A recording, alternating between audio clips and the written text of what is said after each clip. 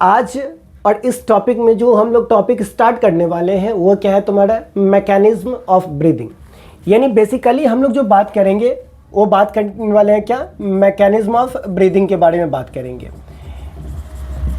Mechanism of breathing यानी हम लोग जो सांस लेते हैं, ऑक्सीजन लेते हैं, कार्बन डाइऑक्साइड छोड़ते हैं, वो किस तरीक़ा से प्रोसेस होता है, किस तरीक़ा से बॉडी जो होता है, ऑक्सीजन जो बॉडी में जाता है और कार्बन डाइऑक्साइड बाहर निकलता है। तो उसको समझने के लिए सबसे पहले हम लोग को जो समझना पड़ेगा वो क्या समझना पड़ेगा, ब्रीदिंग प्रोसेस को समझना पड़ेगा। अब देखो बेसिकली जो ब्रीदिंग होता है ना, दो प्रोसेस से मिलकर बना होता है। एक प्रोसेस जो है इंस्पिरेशन है और दूसरा जो है तुम्हारा वो क्या है, एक्सपायरेशन है। ठीक है ना। यानी breathing is the combination of two process. First is तुम्हारा इंस्पिरेशन और सेकेंड तुम्हारा क्या है, एक्सपायरेशन। इंस्पिरेशन कहने का मतलब होता है कि जब ऑक्सीजन बॉडी के अंदर में आता है तो इसको बोलते हैं इंस्पिरेशन, और कार्बन डाइऑक्साइड जब बॉडी से बाहर जाता है तो इस प्रोसेस को हम लोग बोलते हैं क्या, एक्सपायरेशन बोलते हैं। यानी कार्बन डाइऑक्साइड का बॉडी से बाहर निकलना ये क्या कहलाएगा, तुम्हारा एक्सपायरेशन कहलाएगा, और ऑक्सीजन का बॉडी के अंदर में आना ये क्या कहलाएगा, तुम्हारा इंस्पिरेशन कहलाएगा। अब इंस्पिरेशन का प्रोसेस कैसे होता है, एक्सपायरेशन का प्रोसेस कैसे होता है, इसको समझने के लिए हमको चलना पड़ेगा क्या, कि आपके थोरैसिक कैविटी पर चलना पड़ेगा। कहाँ पे चलना पड़ेगा, थोरैसिक कैविटी पर। अब देखो थोरैसिक कैविटी कहने का मतलब क्या होता है, तो थोरैसिक कैविटी कहने का मतलब होता है कि जो रिब्स होता है, तो रिब्स का जो स्ट्रक्चर है, रिब्स के अंदर का जो जगह होगा उसको हम लोग क्या बोलते हैं, थोरैसिक कैविटी बोलते हैं। अब थोरैसिक कैविटी की जो बात करते हैं ना, तो हम लोग पीछे क्यों रहे हैं, तो बात करते हैं क्या, थोरैसिक वॉल्यूम की बात करते हैं। किसकी बात करते हैं, थोरैसिक वॉल्यूम। थोरैसिक वॉल्यूम कहने का मतलब होता है कि ये जो चेस्ट होता है, ठीक है ना, चेस्ट के अंदर में जो स्पेस होता है उसको बोलते हैं हम लोग क्या, थोरैसिक वॉल्यूम बोलते हैं। यानी थोरैसिक कैविटी का जो भी वॉल्यूम होगा ना उसको बोलते हैं हम लोग क्या, थोरैसिक वॉल्यूम बोलते हैं। अब क्या होता है तुम्हारा, सो देखो जनरली देखो ब्रीदिंग प्रोसेस में क्या होता है कि जो ये चेस्ट होता है ना, एक बार ऊपर की ओर अपलिफ्ट होता है और एक बार क्या होता है, डाउनवर्ड डायरेक्शन में जाता है। ऊपर की ओर जाता है, फिर क्या होता है तुम्हारा, नीचे की ओर जाता है। अब ये क्या होता है, थोरैसिक वॉल्यूम जो होता है ना वो चेंज कैसे होता है, या तो ये जो रिब्स है अपर डायरेक्शन में जाए तब ये क्या करेगा, चेंज करेगा, या रिब्स जो है वो लोअर डायरेक्शन की तरफ मूव करे तब ये क्या करेगा, तुम्हारा चेंज करेगा। यानी थोरैसिक वॉल्यूम कैसे चेंज करता है, जब ऊपर की ओर लेते हैं, यानी जब सांस लेते हैं तो ये चेस्ट बोन क्या होता है, ऊपर की ओर जाता है, और जब छोड़ते हैं तो ये क्या होता है, तुम्हारा नीचे की ओर आता है। यदि सांस लेते हैं तो ऊपर की ओर और छोड़ते हैं तो तुम्हारा क्या, नीचे की ओर आता है। अब क्या होता है तुम्हारे, जिस समय इंस्पिरेशन का प्रोसेस होता है, किसका प्रोसेस होता है, इंस्पिरेशन प्रोसेस होता है। तो जब इंस्पिरेशन प्रोसेस होता है ना, तो इंस्पिरेशन प्रोसेस में क्या होता है कि ये जो रिब्स होता है ना, ठीक है ना, ये रिब्स क्या होता है, ऊपर की ओर जाता है। कहाँ पे जाता है, ऊपर की ओर जाएगा, और जब रिब्स ऊपर की ओर जाएगा ना तो ये जो थोरैसिक वॉल्यूम जो होता है ना, थोरैसिक वॉल्यूम क्या करता है, इंक्रीज करता है। क्या करता है तुम्हारा, थोरैसिक वॉल्यूम इंक्रीज करता है। कब, जब इंस्पिरेशन सांस लेते हैं ना तो ये जो रिब्स है ये क्या होता है, ऊपर की ओर जाएगा, और जाने के कारण क्या होता है तुम्हारा कि थोरैसिक वॉल्यूम जो होता है क्या होता है, इंक्रीज हो जाएगा। अब मान ले कि पहले थोरैसिक वॉल्यूम कुछ ऐसा था, सपोज करते हैं छोटा सा था, लेकिन जब अपलिफ्ट किए रिब्स को तो ऊपर में गया तो थोरैसिक वॉल्यूम क्या हो गया, तुम्हारा इंक्रीज हो गया। मतलब कहने का इसमें जो गैसेस प्रेजेंट था उसके कंपैरेटिवली अगर देखा जाए बाहर वाले में तो गैस का अमाउंट क्या हो जाएगा, कम हो जाएगा। यानी कहने का मतलब कि इसमें जो गैस ऑक्सीजन प्रेजेंट था और इसमें जो बढ़ने के बाद जो ऑक्सीजन प्रेशर हो गया है, तो जब थोरैसिक वॉल्यूम बढ़ता है ना तो ऑक्सीजन प्रेशर जो होता है ना वो घट जाता है।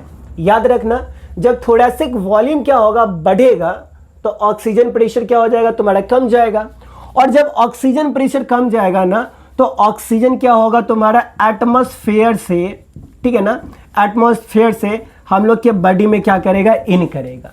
याद रखना, जब थोरैसिक वॉल्यूम बढ़ेगा ऑक्सीजन का प्रेशर थोरैसिक वॉल्यूम में कम हो जाएगा, और जब हम लोग के अंदर में नेगेटिव प्रेशर होगा ना तो एटमॉस्फेयर से ऑक्सीजन जो होगा ना बॉडी के अंदर में क्या करेगा, इन करेगा। ठीक है ना।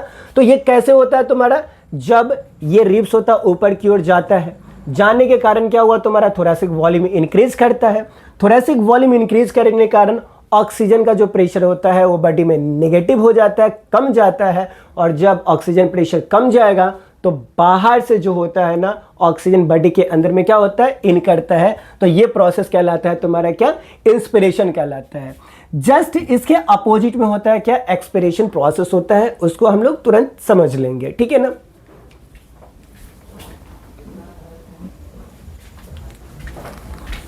चलो जी आगे समझते हैं हम लोग क्या। तो हम लोग अब समझते हैं क्या, एक्सपिरेशन प्रोसेस को समझते हैं कि एक्सपिरेशन प्रोसेस यानी कार्बन डाइऑक्साइड जो होता है बाहर की ओर जाता है। बॉडी से जो कार्बन डाइऑक्साइड बाहर की ओर निकलता है वो कैसे निकलता है। तो देखो जिस समय हम लोग सांस छोड़ते हैं ना, तो ये जो रिब्स होता है पूरा के पूरा, वो रिब्स जो होता है ना वो नीचे की ओर होता है। यानी जब हम लोग सांस लेते हैं तो रिब्स क्या होता है, ऊपर की ओर जाता है, ठीक है ना। जब छोड़ते हैं तो वो क्या होता है, नीचे की ओर आता है, यानी कॉन्ट्रैक्ट होता है, ठीक है ना। तो कॉन्ट्रैक्शन से नीचे होता है, ठीक है ना। तो होने के कारण क्या हुआ तुम्हारे यहां पे,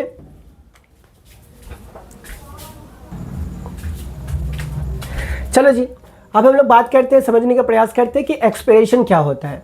देखो एक्सपिरेशन कहने का मतलब होता है कार्बन डाइऑक्साइड का बॉडी से बाहर निकलना, ये क्या कहलाता है तुम्हारा, एक्सपिरेशन प्रोसेस कहलाता है, ठीक है ना।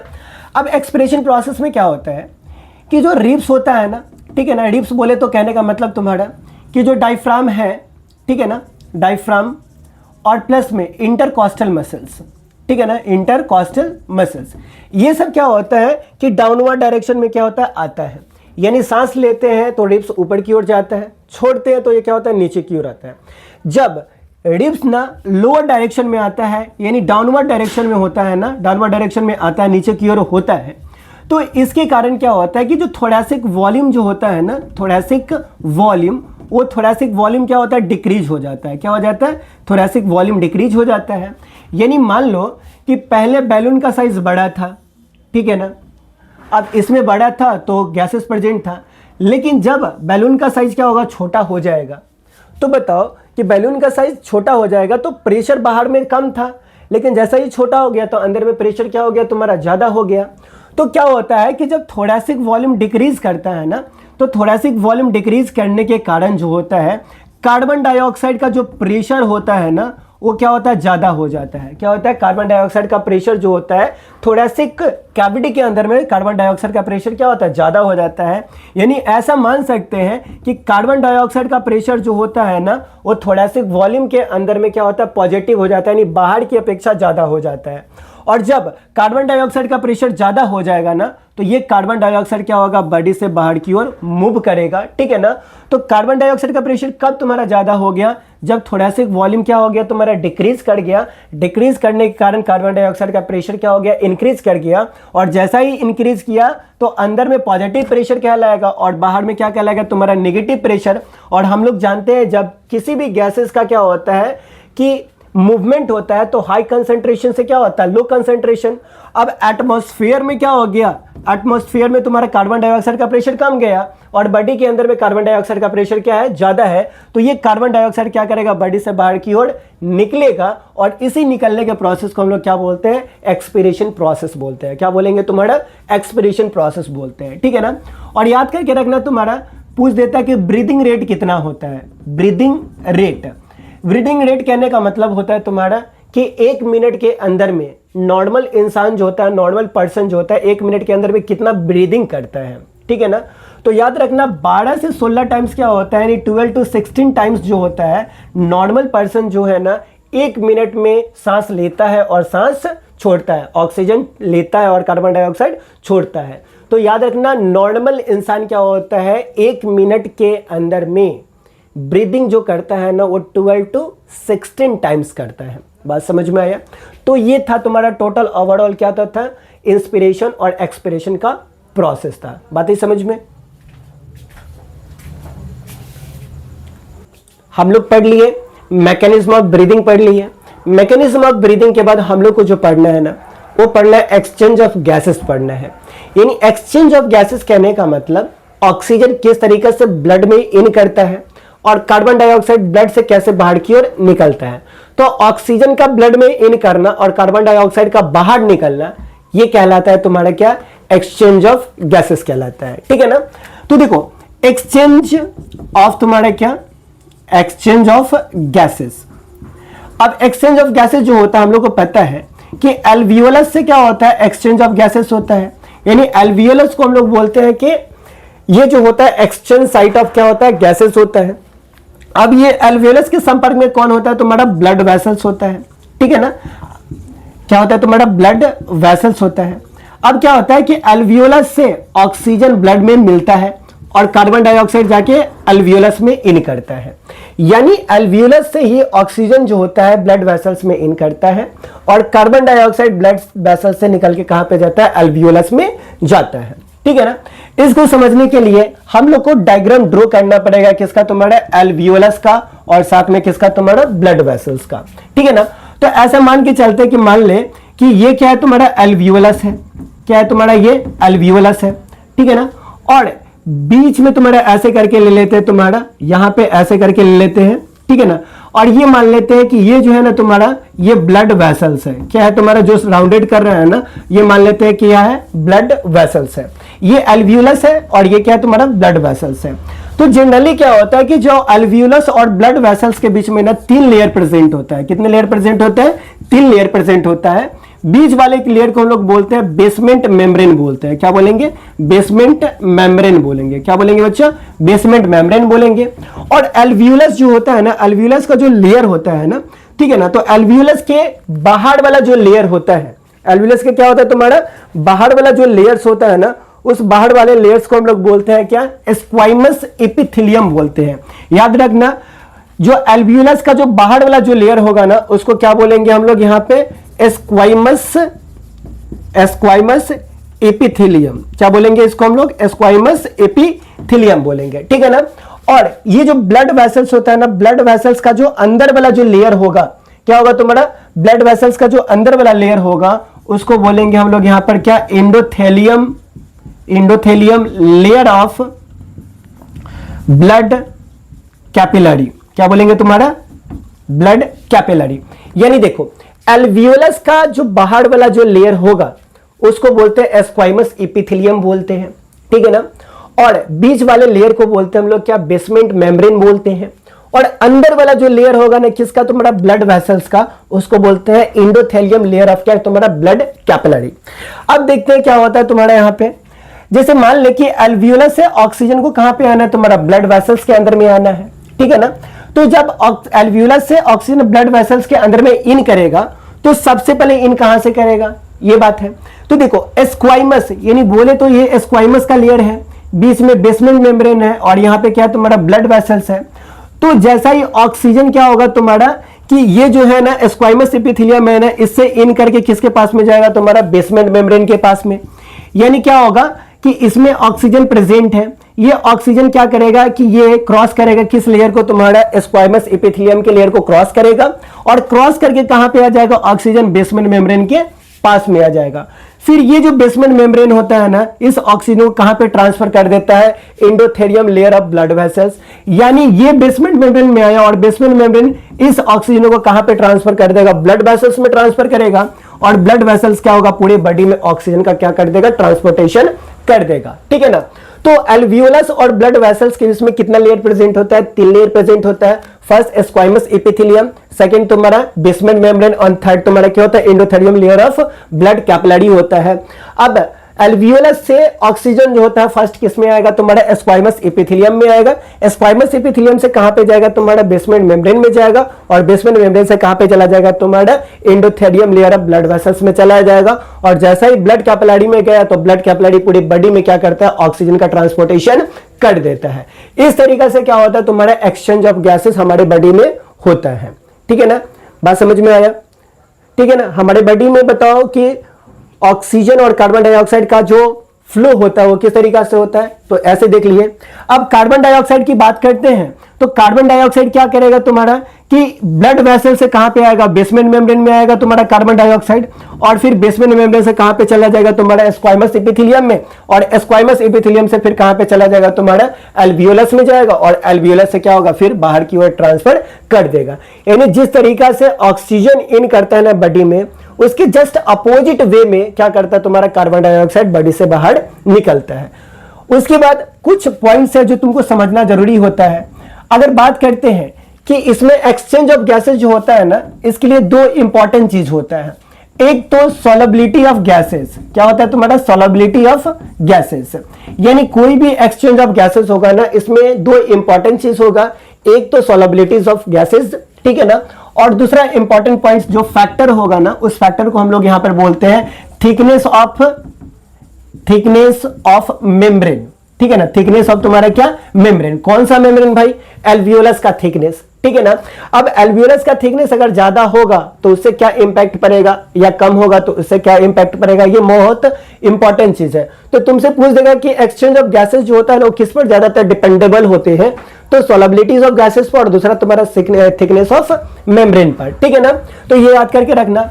अब देखो तुम्हारा यहां पे हो गया, तो ये याद करके रखना तुम्हारा कि एक्सचेंज ऑफ गैसेस किस पर डिपेंड करता है, solubility of gases as well as तुम्हारा क्या थिकनेस ऑफ तुम्हारा क्या मेम्ब्रेन।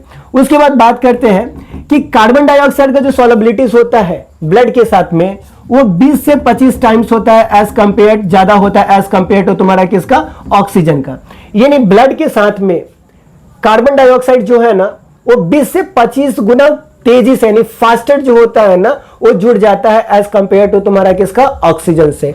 तो ये एक ऑब्जेक्टिव तुम्हारा ये बन जाएगा, तुम्हारा दूसरा ऑब्जेक्टिव ये बन जाएगा, और ये सीक्वेंस सीरीज में क्वेश्चन बन सकता है। और कई बार सॉलिबिलिटी थिकनेस से और सॉलिबिलिटी ऑफ तुम्हारा कार्बन डाइऑक्साइड एंड ऑक्सीजन से क्वेश्चन पूछे जा चुके हैं। तो याद रखना सॉलिबिलिटी ऑफ कार्बन डाइऑक्साइड जो होता है 20 to 25 टाइम्स ज्यादा होता है एज कंपेयर टू तुम्हारा किसका, ऑक्सीजन का। बात समझ में आया। तो यहां पे एक्सचेंज ऑफ गैसेस क्या हो जाता है, खत्म हो जाता है। समझ में आई बात।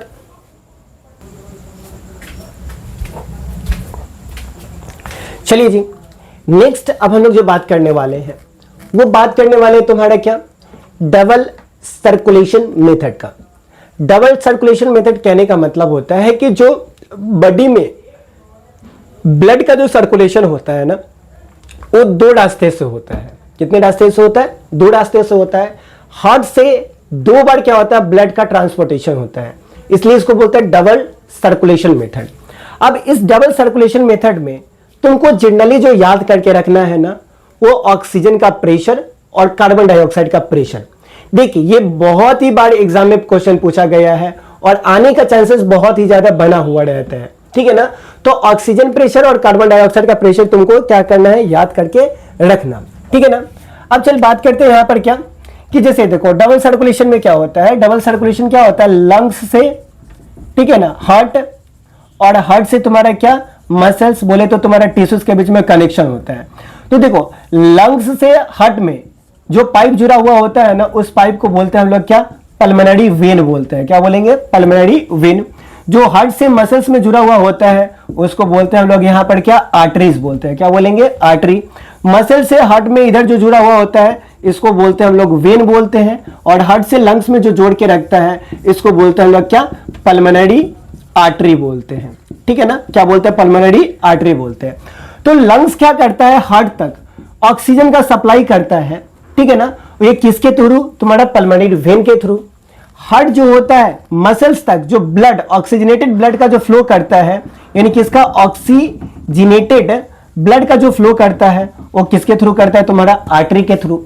मसल से हार्ट में वेन क्या करता है, कार्बन डाइऑक्साइड का क्या करता है, फ्लो करता है, और हार्ट से लंग्स में कार्बन डाइऑक्साइड का फ्लो कौन करता है, तुम्हारा पल्मोनरी आर्टरीज करता है। क्वेश्चन जो होता है ना बेसिकली बच्चा, वो तुमसे पूछा जाएगा। जैसे लंग्स की बात करते हैं तो लंग्स के साथ में कौन होता है, एल्वियोलस प्रेजेंट होता है। लंग्स के साथ में कौन प्रेजेंट होता है, एल्वियोलस। अब तुमसे पूछ देगा यहां पे कि एल्वियोलस जो होता है उसमें कार्बन डाइऑक्साइड और ऑक्सीजन का प्रेशर कितना होता है, कार्बन डाइऑक्साइड और ऑक्सीजन का प्रेशर कितना होता है, कहां पे, तुम्हारा एल्वियोलस में। तो याद रखना ऑक्सीजन का जो प्रेशर होता है एल्वियोलस में ना, वो 104 मिलीमीटर हाइड्रोजाइरम होता है। कितना होता है तुम्हारा, 104 मिलीमीटर हाइड्रोजाइरम। यानी एल्वियोलस के अंदर में ऑक्सीजन का प्रेशर क्या होता है, ज्यादा होता है। कितना, 104 मिलीमीटर हाइड्रोजाइरम होता है, ठीक है ना। उसके बाद अगर देखा जाए कार्बन डाइऑक्साइड का प्रेशर देखा जाए ना, तो कार्बन डाइऑक्साइड का प्रेशर होता है क्या, 40 मिलीमीटर हाइड्रोजाइरम होता है, ठीक है ना। एल्वियोलस के अंदर में ऑक्सीजन का प्रेशर कितना, 104 मिलीमीटर हाइड्रोजाइरम, और कार्बन डाइऑक्साइड का प्रेशर कितना, 40 मिलीमीटर हाइड्रोजाइरम होता है। समझ में आया बात। एल्वियोलस में ऑक्सीजन का प्रेशर कितना, 104 मिलीमीटर हाइड्रोजाइरम, और कार्बन डाइऑक्साइड का प्रेशर कितना होता है, 40 मिलीमीटर हाइड्रोजाइरम होता है। बात करते हैं कि तुम्हारा क्या, आर्टरीज के अंदर में कि आर्टरीज के अंदर में ऑक्सीजन का प्रेशर कितना होता है और कार्बन डाइऑक्साइड का प्रेशर कितना होता है। तो देखो आर्टरीज के अंदर में जो है ना कार्बन डाइऑक्साइड का जो प्रेशर होता है वो होता है 40 मिलीमीटर हाइड्रोजाइरम होता है, ठीक है ना। कितना होता है तुम्हारा 40 मिलीमीटर हाइड्रोजाइरम। और ऑक्सीजन का प्रेशर अगर देखा जाए तो ऑक्सीजन का जो प्रेशर होता है वो 95 मिलीमीटर हाइड्रोजाइरम होता है, ठीक है ना। तो याद रखना एल्वियोलस में सबसे ज्यादा ऑक्सीजन का प्रेशर होता है 104 मिलीमीटर हाइड्रोजाइरम और कार्बन डाइऑक्साइड का प्रेशर कितना है 40 मिलीमीटर हाइड्रोजाइरम होता है। साथ ही ऑक्सीजन का देखा जाए तुम्हारा तो प्रेशर आर्टरी के अंदर में कितना होता है 95 मिलीमीटर हाइड्रोजाइरम होता है और कार्बन डाइऑक्साइड का प्रेशर कितना होता है 40 मिलीमीटर हाइड्रोजाइरम होता है, ठीक है ना। उसके बाद बात करते हैं हम लोग वेन में बात करते हैं। तो देख वेन में जो ऑक्सीजन का प्रेशर होता है ना कार्बन डाइऑक्साइड के प्रेशर से क्या होता है कम होता है। तो ऑक्सीजन का प्रेशर जो वेन में है ना वो 40 मिलीमीटर हाइड्रोजाइरम है और कार्बन डाइऑक्साइड का जो प्रेशर है ना वो कितना है तुम्हारा 45 मिलीमीटर हाइड्रोजाइरम है। समझ में बात, ठीक है ना। तो वेन में कार्बन डाइऑक्साइड का प्रेशर कितना तुम्हारा 45 मिलीमीटर हाइड्रोजाइरम, ठीक है ना। और ऑक्सीजन का प्रेशर कितना तुम्हारा 40 मिलीमीटर हाइड्रोजाइरम होता है। इसके बाद हम लोग नेक्स्ट में अगर बात करते हैं लास्ट इन टॉपिक्स की बात करते हैं तो एक और चीज साथ में तुम लोग को पढ़ना है। वो पढ़ना क्या है तुम्हारा बच्चा वो से देख लेते हैं तुम्हारा। अब तुमसे पूछा जाएगा यहाँ पे कि बताओ टिश्यूज में, यानी टिश्यूज बोले तो तुम्हारा ये जो मसल्स है ना, ठीक है ना, इस मसल्स में तुमसे पूछ देगा कि ऑक्सीजन का प्रेशर कितना होता है और कार्बन डाइऑक्साइड का प्रेशर कितना होता है। तो याद करके रखना तुम्हारा टिश्यूज के अंदर में जो है ना वो ऑक्सीजन का जो प्रेशर है वो 40 मिलीमीटर हाइड्रोजाइरम किसका प्रेशर है ऑक्सीजन का और कार्बन डाइऑक्साइड का जो है वो 45 मिलीमीटर हाइड्रोजाइरम है, ठीक है ना। तो मसल्स के अंदर में ऑक्सीजन का प्रेशर कितना 40 मिलीमीटर हाइड्रोजाइरम है और 45 मीटर किसका है तुम्हारा कार्बन डाइऑक्साइड का हाइड्रोजाइरम प्रेशर है। समझ में आया। तो ये प्रेशर रिलेटेड क्वेश्चन तुमसे पूछता है, बहुत टाइम्स एग्जाम में क्वेश्चन पूछा गया है, थोड़ा सा इस पर ध्यान देके रखना, ठीक है ना। सो देख ले यहां पे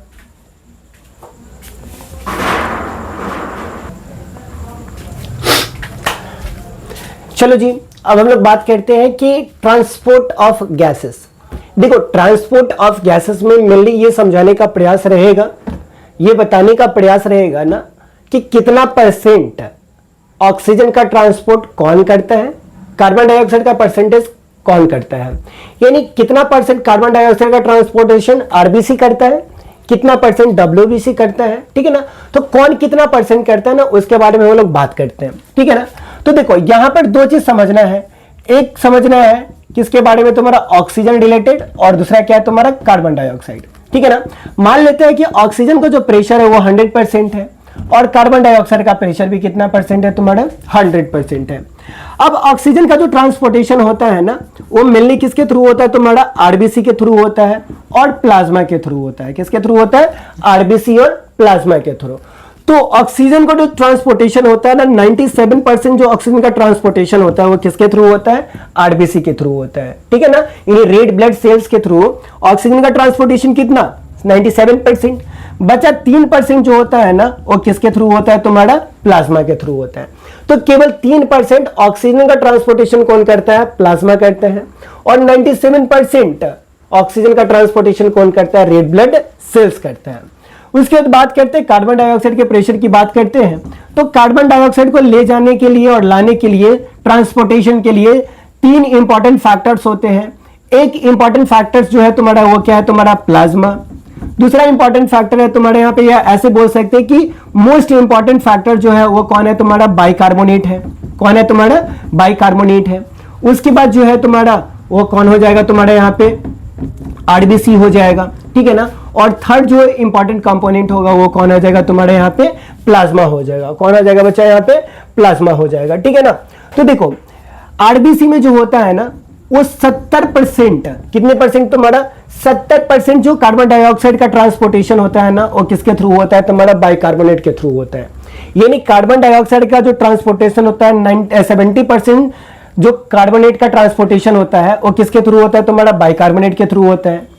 आरबीसी को देखा जाए तो यहां पर क्या है तुम्हारा कि आरबीसी जो होता है वो अप्रोक्सीमेटली अगर देखा जाए तो 20 से 25% जो होता है ना कार्बन डाइऑक्साइड का ट्रांसपोर्टेशन वो कौन करता है रेड ब्लड सेल्स करता है। तो देखो यहां से कितना हो गया 95% हो गया और बचा तुम्हारा मिनिमम अप्रोक्सीमेटली देखा जाए तो लगभग 7% जो होता है ना वो कौन करता है तुम्हारा प्लाज्मा के थ्रू होता है, ठीक है ना। तो कार्बन डाइऑक्साइड 100% है। इसमें 3 फैक्टर है तुम्हारा, एक बाइकार्बोनेट, दूसरा तुम्हारा आरबीसी और तीसरा क्या है, प्लाज्मा है। बाइकार्बोनेट 70% कार्बन डाइऑक्साइड का ट्रांसपोर्टेशन करता है, 20 to 25% जो होता है रेड ब्लड सेल्स करता है, और 7% कौन करता है, तुम्हारा प्लाज्मा करता है, ठीक है ना। तो ये ओवरऑल परसेंटेज बहुत ही ज्यादा इंपॉर्टेंट फैक्टर होता है, ठीक है ना। तो इस इंपॉर्टेंट डेटा को तुम लोग याद कर लेना, ठीक है ना। तो देख लो थोड़ा सा इस डेटे को।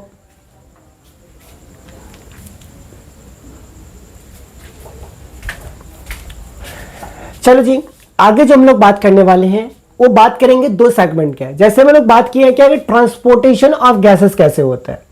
अब ट्रांसपोर्टेशन ऑफ गैसेस में क्या होता है, 2 सेगमेंट है, एक तो ऑक्सीजन का ट्रांसपोर्टेशन और दूसरा क्या है तुम्हारा कार्बन डाइऑक्साइड का ट्रांसपोर्टेशन, ठीक है ना। तो सबसे पहले जो हम लोग बात करेंगे वो बात करेंगे क्या, ट्रांसपोर्ट ऑफ तुम्हारा क्या, ऑक्सीजन। यानी हम लोग किसके बारे में बात करेंगे कि ट्रांसपोर्ट ऑफ ऑक्सीजन कैसे होता है। फर्स्ट तो ये बात करेंगे, दूसरी बात करेंगे कि ट्रांसपोर्ट ऑफ कार्बन डाइऑक्साइड कैसे होता है, उसकी बात करेंगे। अब हम लोग देखें कि ऑक्सीजन का जो ट्रांसपोर्टेशन होता है वो 97% जो ऑक्सीजन का ट्रांसपोर्टेशन होता है वो किसके थ्रू होता है, आरबीसी के थ्रू होता है, और 3% किसके थ्रू होता है तुम्हारा, वो प्लाज्मा के थ्रू होता है। तो ये देख लिए। अब देखो आरबीसी के थ्रू ही तुम्हारा सबसे ज्यादा ऑक्सीजन का ट्रांसपोर्टेशन क्यों होता है, वाई, ठीक है ना। तो देखो आरबीसी के पास में क्या होता है, प्रेजेंट होता है हेमोग्लोबिन प्रेजेंट होता है। क्या प्रेजेंट होता है बच्चा, हेमोग्लोबिन। अब ये जो हेमोग्लोबिन होता है ना, ये ऑक्सीजन को ट्रैप करने का काम करता है। याद रखना, एक हेमोग्लोबिन जो होता है ना, 4 मॉलिक्यूल्स ऑफ ऑक्सीजन को क्या करता है, ट्रैप करके रखता है।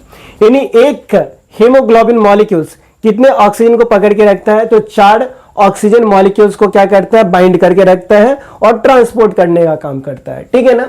उसके बाद ये बात समझ में आ गया कि ट्रांसपोर्टेशन ऑफ गैसेस जो होता है सबसे ज्यादा किसके थ्रू होता है, आरबीसी के थ्रू होता है।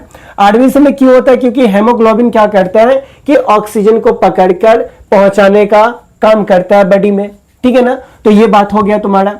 तो एक हेमोग्लोबिन मॉलिक्यूल जो होता है ना, वो कितने ऑक्सीजन को पकड़ के रखता है तुम्हारा, तो 4 मॉलिक्यूल्स ऑफ ऑक्सीजन को पकड़ के रखता है। समझ में आया। यानी एक हेमोग्लोबिन मॉलिक्यूल जो होता है वो कितने मॉलिक्यूल्स ऑफ ऑक्सीजन को पकड़ के रखता है, तो 4 ऑक्सीजन मॉलिक्यूल्स को पकड़ के रखता है। इसके बाद बात करते हैं हम लोग नेक्स्ट में। देखो जब ऑक्सीजन का ट्रांसपोर्टेशन होता है ना, तो इसके लिए कुछ इंपॉर्टेंट फैक्टर होता है जो बहुत ही ज्यादा इंपॉर्टेंट चीज है, ठीक है ना। अगर रेड ब्लड सेल्स है, ऑक्सीजन का ट्रांसपोर्टेशन करना है रेड ब्लड सेल्स को, तो ऑक्सीजन का जो पार्शियल प्रेशर होना चाहिए ना, वो ज्यादा होना चाहिए, ठीक है ना। यानी ऑक्सीजन का ट्रांसपोर्टेशन कब होगा, आरबीसी के थ्रू, जब पार्शियल प्रेशर ऑफ ऑक्सीजन का क्या होगा, ज्यादा होगा। कहां पे तुम्हारा, एल्वियोलर साइट्स में ऑक्सीजन का पार्शियल प्रेशर ज्यादा होगा तो होगा।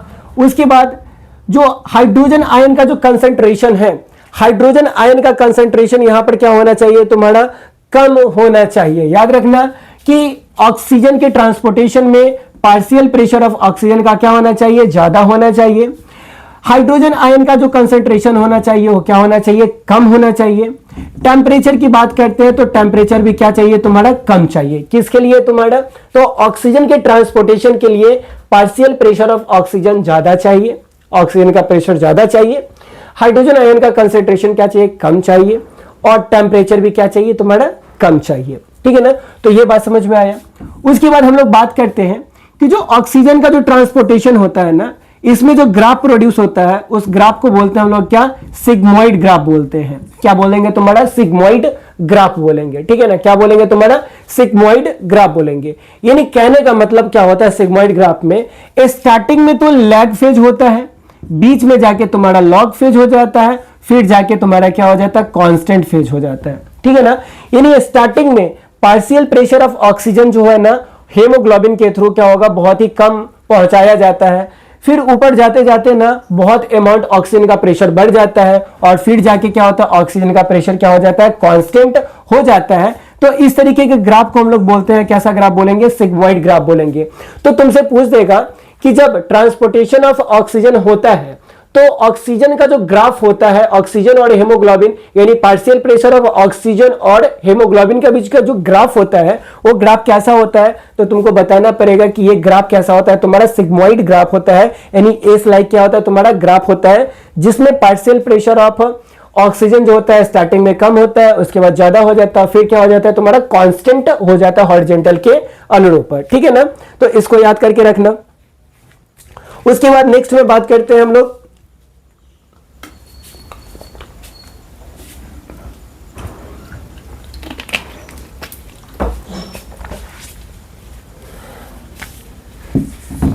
चलो जी, उसके बाद बात करते हैं हम यहां पे कि देखो अगर हम लोग मान लेते हैं कि 100 मिलीलीटर ऑफ क्या कर लेते हैं तुम्हारा ऑक्सीजन ले लेते हैं, कितना ले लेते हैं 100 मिलीलीटर ऑफ ऑक्सीजन।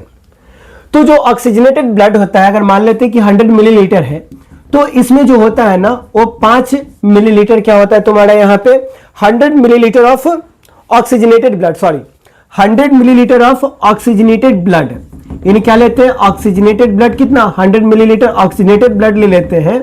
तो इसमें 5 मिलीलीटर क्या होता है ऑक्सीजन का प्रेशर होता है। किसका प्रेशर होता है तुम्हारा 5 मिलीलीटर किसका होता है ऑक्सीजन का प्रेशर होता है। तो तुमसे कभी कभी क्रिटिकल क्वेश्चन पूछा जाता है कि मान लेते हैं कि 100 मिलीलीटर अब क्या है तुम्हारा ऑक्सीजनेटेड ब्लड है, तो इसमें ऑक्सीजन का प्रेशर कितना होगा, तो ऑक्सीजन का प्रेशर कितना होगा तुम्हारा 5 मिलीलीटर होगा। बात समझ में आया, ठीक है ना।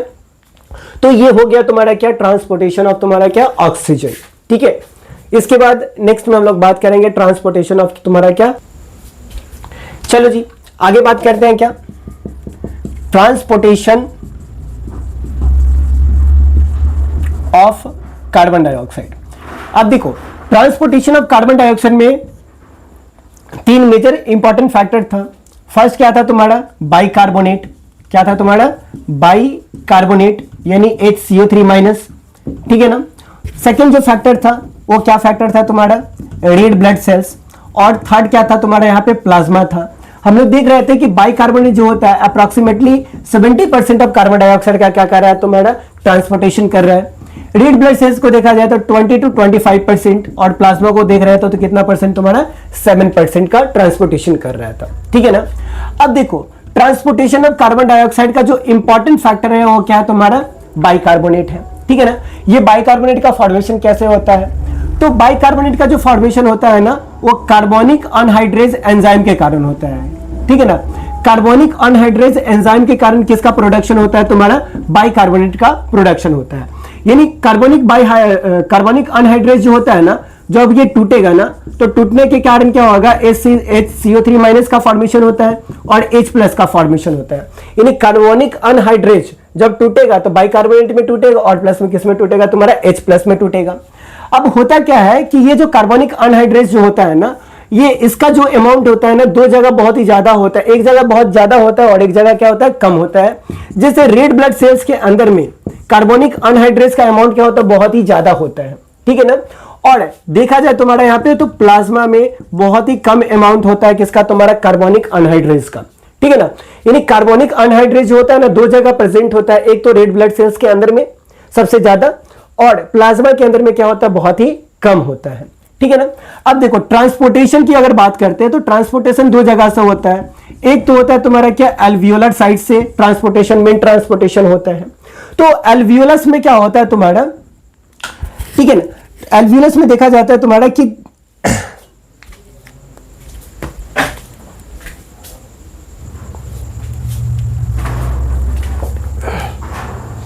चलो जी तो देखो होता क्या है तुम्हारे यहां पे कि जब टिश्यूज के अंदर में, ठीक है ना, टिश्यूज के अंदर में आते अगर तुमसे पूछा जाए कि ऑक्सीजन का प्रेशर ज्यादा होता है या कार्बन डाइऑक्साइड का प्रेशर ज्यादा होगा तो तुम्हारा सीधा सा आंसर होगा कि टिश्यूज के अंदर में कार्बन डाइऑक्साइड का प्रेशर क्या होता है ज्यादा होता है और ऑक्सीजन का प्रेशर क्या होता है कम होता है, ठीक है ना। टिश्यूज के अंदर में कार्बन डाइऑक्साइड का प्रेशर क्या है ज्यादा है और ऑक्सीजन का प्रेशर क्या है कम है।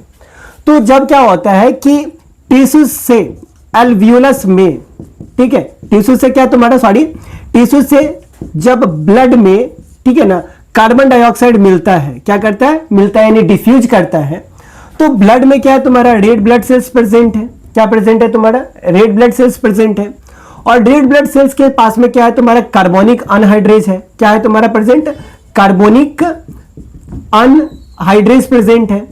अब देख तुम्हारा यहाँ पे कि टिश्यूज से कार्बन डाइऑक्साइड कहां पे जाएगा तुम्हारा, ब्लड में, और ब्लड में जाएगा तो ब्लड के पास में क्या प्रेजेंट है, रेड ब्लड सेल्स प्रेजेंट है। रेड ब्लड सेल्स में कौन सा एंजाइम प्रेजेंट है, कार्बोनिक अनहाइड्रेज प्रेजेंट है। और कार्बोनिक जो ये अनहाइड्रेज होता है ना, ये क्या होता है तुम्हारा कि जब जैसे ही कार्बन डाइऑक्साइड ब्लड में इन करता है और ज्यादा अमाउंट ऑफ कार्बन डाइऑक्साइड होता है, तो ये कार्बोनिक अनहाइड्रेज जो होता है ना, ये बाइकार्बोनेट में टूटता है और हाइड्रोजन आयन में टूटता है। किसमें टूटता है, बाइकार्बोनेट और हाइड्रोजन आयन में टूटता है। और इस कार्बन डाइऑक्साइड को पकड़ कौन लेता है, तुम्हारा बाइकार्बोनेट पकड़ लेता है और बाहर की तरफ क्या करता है, ले जाता है। ठीक है ना।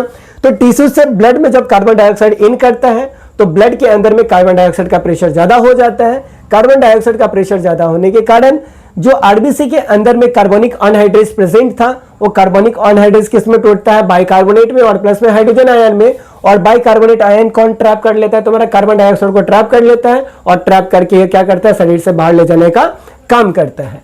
इसी के साथ में अगर देखा जाए तुम्हारा क्या, तो देखो दूसरा कंडीशन में क्या होता है तुम्हारा, अगर देखा जाए एल्वियोलर साइट्स में, क्या देखा जाए तुम्हारा, एल्वियोलर साइट में यानी एल्वियोलस में, एल्वियोलस में क्या होता है तुम्हारा, ऑक्सीजन का प्रेशर क्या होता है, ज्यादा होता है।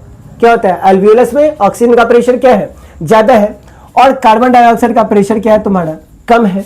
तो जब ऑक्सीजन का प्रेशर ज्यादा रहेगा और कार्बन डाइऑक्साइड का प्रेशर क्या होगा, कम होगा, इस कंडीशन में ये जो कार्बोनिक अनहाइड्रेज जो होता है ना, कार्बोनिक अनहाइड्रेज जो होता है, ये दो पार्ट में टूट जाता है। एक टूट जाएगा कार्बन डाइऑक्साइड में और दूसरा टूट जाएगा किसमें, तुम्हारा H2O में टूट जाएगा। क्या टूट जाएगा तुम्हारा, एक तो कार्बन डाइऑक्साइड में टूट जाएगा और दूसरा किसमें टूट जाएगा तुम्हारा, H2O में टूट जाएगा। ठीक है ना। उसके बाद क्या होता है तुम्हारा कि इस कार्बन डाइऑक्साइड को फिर क्या करता है, बाइकार्बोनेट के थ्रू क्या किया जाता है, ट्रांसपोर्ट कर दिया जाता है। ठीक है ना। तो जो भी कार्बन डाइऑक्साइड का जो ट्रांसपोर्टेशन होता है ना, वो किसके थ्रू होता है तुम्हारा, कार्बोनिक अनहाइड्रेज के थ्रू होता है। और कार्बोनिक अनहाइड्रेज जो होता है ना, दो तरह से फंक्शन करता है, एक टिश्यूज लेवल में अलग फंक्शन कर रहा है तुम्हारा और एल्वियोलर साइट्स में अलग फंक्शन कर रहा है। टिश्यूज में क्या होता है तुम्हारा कि कार्बोनिक अनहाइड्रेज बाइकार्बोनेट में टूट जाता है और हाइड्रोजन आयन में, और बाइकार्बोनेट जो होता है कार्बन डाइऑक्साइड को ट्रैप करता है और ट्रैप कर बॉडी से बाहर ले जाने का काम करता है। समझ में एक बात इतना, ठीक है ना।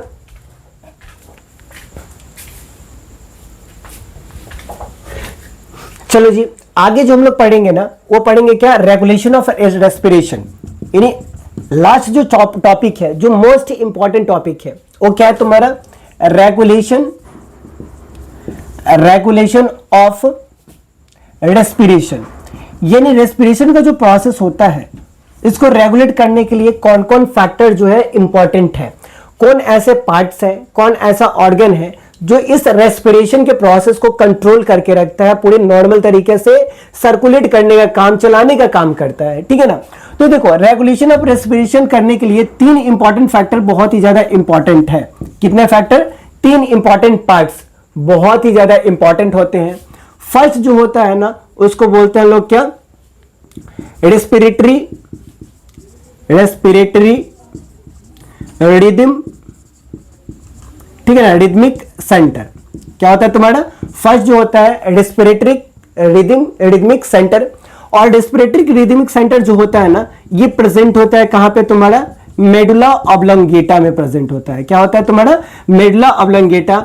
बोले तो तुम्हारा कौन सा ब्रेन, तुम्हारा कौन सा ब्रेन का पार्ट है, हिंड ब्रेन का पार्ट है। ठीक है ना। तो रेस्पिरेटरी रिदमिक सेंटर ये क्या करता है कि जो रेट ऑफ रेस्पिरेशन होता है उसको नॉर्मल तरीके से करवाने का काम करता है। एक सिस्टमेटिक वे में रेस्पिरेशन के प्रोसेस को करवाने का काम कौन करता है, तो रेस्पिरेटरी रिदमिक सेंटर करवाता है। सेकंड जो है तुम्हारा, उसको बोलते हैं हम लोग क्या, न्यूमोटैक्सी सेंटर बोलते हैं। क्या बोलते हैं, न्यूमोटैक्सिक सेंटर बोलते हैं। और ये जो न्यूमोटैक्सिक सेंटर जो होता है ना, वो कहां पे प्रेजेंट होता है तुम्हारा, पोन्स रीजन में प्रेजेंट होता है। और पोन्स आल्सो पार्ट ऑफ तुम्हारा क्या होता है तुम्हारा, ये हिंड ब्रेन का पार्ट होता है। किसका ब्रेन का पार्ट होता है तुम्हारा, हिंड ब्रेन का पार्ट होता है। मिडला ऑब्लोंगेटा भी किसका पार्ट होता है तुम्हारा, हिंड ब्रेन का पार्ट होता है। और हिंड ब्रेन का पार्ट कौन होता है तुम्हारा, पोन्स भी हिंड ब्रेन का पार्ट होता है। तो न्यूमेटैक्सिस सेंटर जो होता है वो कहां पे प्रेजेंट है तुम्हारा, पोन्स रीजन्स में। रेस्पिरेटरी रिदमिक सेंटर कहां पे प्रेजेंट है तुम्हारा, मेडुला ऑब्लंगेटास में प्रेजेंट है। उसके बाद लास्ट जो हम लोग बात करते हैं वो बात करते हैं क्या, केमोसेंसिटिव एरिया की बात करते हैं। किसकी बात करते हैं, केमोसेंसिटिव एरियाज। और ये जो केमोसेंसिटिव एरियाज जो होता है ना वो प्रेजेंट होता है तुम्हारा क्या, एओर्टिक आर्ट में तुम्हारा, ठीक है ना। केमोसेंसिटिव एरियाज जो होता है ना वो प्रेजेंट कहां पे होता है तुम्हारा बच्चा, ठीक है ना, एओर्टिक आर्टरीज और कैरोटिड आर्टरी में प्रेजेंट होगा। किसमें प्रेजेंट होगा तुम्हारा, कैरोटिड आर्टरीज में, ठीक है ना, और एओर्टिक आर्च में प्रेजेंट होता है, ठीक है ना। यानी देखो तीन इंपॉर्टेंट सेंटर है तुम्हारा जो रेगुलेशन ऑफ रेस्पिरेशन को कंट्रोल करता है। एक तो रिदमिक सेंटर जो मेडुला ऑब्लंगेटा में प्रेजेंट होता है, न्यूमेटैक्सिस सेंटर जो पोन्स में प्रेजेंट होता है, और केमोसेंसिटिव एरिया जो एओर्टिक और तुम्हारा कैरोटिड आर्टरीज में प्रेजेंट होता है। अब देखो होता क्या है कि जब कभी भी हमारे बॉडीज के अंदर में कार्बन डाइऑक्साइड या हाइड्रोजन आयन का कंसंट्रेशन बढ़ता है, हमारी बॉडी में क्या है कि कार्बन डाइऑक्साइड और हाइड्रोजन आयन का कंसेंट्रेशन जब भी बढ़ता है ना तो केमोसेंसिटिव एरिया जो होता है ना वो एक्टिवेट हो जाता है। क्या होता है तुम्हारा, केमोसेंसिटिव एरिया जो एओर्टिक आर्ट्स में और कैरोटिड आर्टरी जो नस होता है हम लोग का ब्लड वेसल्स उसमें प्रेजेंट होता है। तो कार्बन डाइऑक्साइड और हाइड्रोजन आयन के कंसेंट्रेशन के बढ़ने के कारण केमोसेंसिटिव एरियाज क्या होता है, एक्टिवेट होता है। और केमोसेंसिटिव एरिया जो होता है ना वो मैसेज पहुंचाता है किसके पास में, न्यूमेटैक्सिक सेंटर्स के पास में मैसेज को पहुंचाता है। इसको बोलता है कि देख भाई बॉडी के अंदर में कार्बन डाइऑक्साइड और हाइड्रोजन आयन का कंसंट्रेशन क्या हो रहा है, बढ़ रहा है, तुम कुछ कर। और ये जो न्यूमेटैक्सिस सेंटर जो होता है ना ये मैसेज भेजता है किसके पास में, रिदमिक सेंटर के पास में भेजता है। और रिदमिक सेंटर फिर क्या करता है तुम्हारा कि मैसेज देता है तुम्हारा कि भाई इसको क्या किया जाए, तुम्हारा कंट्रोल किया जाए। तब जाके क्या होता है, कार्बन डाइऑक्साइड का लेवल क्या होता है, कम होता है, क्योंकि ऑक्सीजन का प्रेशर को कौन बढ़ा देता है, रिदमिक सेंटर। तो होता क्या तुम्हारा कि किस तरीके से rate of regulation of respiration होता है। तो जब कभी बॉडी में कार्बन डाइऑक्साइड या हाइड्रोजन आयन का कंसेंट्रेशन बढ़ेगा तो केमोसेंसिटिव एरिया क्या होगा, एक्टिवेट होगा। केमोसेंसिटिव एरिया एक्टिवेट होने के कारण ये मैसेज किसको पहुंचाएगा, न्यूमेटैक्सिस सेंटर को पहुंचाएगा। और न्यूमेटैक्सिस सेंटर किसको पहुंचा देगा, मेडुला ऑब्लंगेटा बोले तो रिदमिक सेंटर को पहुंचाएगा। और ये रेस्पिरेटरी रिदमिक सेंटर जो होता है ना रेट ऑफ रेस्पिरेशन को क्या कर देता है, नॉर्मल कर देता है। इससे क्या होता है तुम्हारा कि रेगुलेशन ऑफ रेस्पिरेशन जो होता है नॉर्मल तरीके से होते रहता है, ठीक है ना। तो याद करके रखना, रेगुलेशन ऑफ रेस्पिरेशन किसके थ्रू कंट्रोल होता है, रेस्पिरेटरी रिदमिक सेंटर, न्यूमेटैक्सिस सेंटर्स और साथ में क्या, केमोसेंसिटिव एरियाज के थ्रू कंट्रोल होता है। समझ में आई बात, ठीक है ना। तो ये टोटल के टोटल तुम्हारा क्या था, बहुत ही ज्यादा इंपॉर्टेंट पॉइंट्स था। कुछ छूट गया होगा तो अगले क्लास में उसको क्या कर देंगे, हम कवर अप कर देंगे, ठीक है ना। तब तक लिए अपना ध्यान रखें। हरे कृष्णा।